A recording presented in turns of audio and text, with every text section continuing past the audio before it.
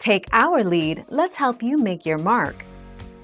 Our goal is your satisfaction. Let us show you the way. An hour after the windshield replacement, you need to wait before driving the car. Clear out the inside and outside areas of your vehicle. Crack a window open. Do not get rid of the retention tape. Avoid power washers or car washes in the meantime. Don't put unnecessary stress on the new glass.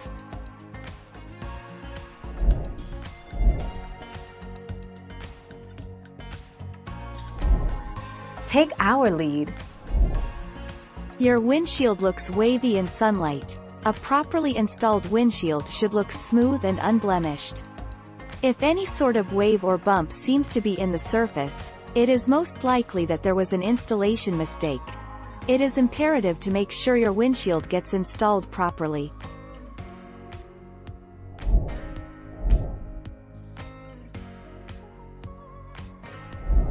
Let's help you make your mark.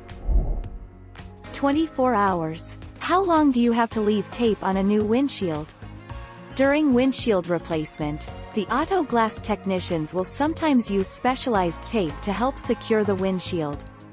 Any tape should be left in place for at least 24 hours, preferably longer.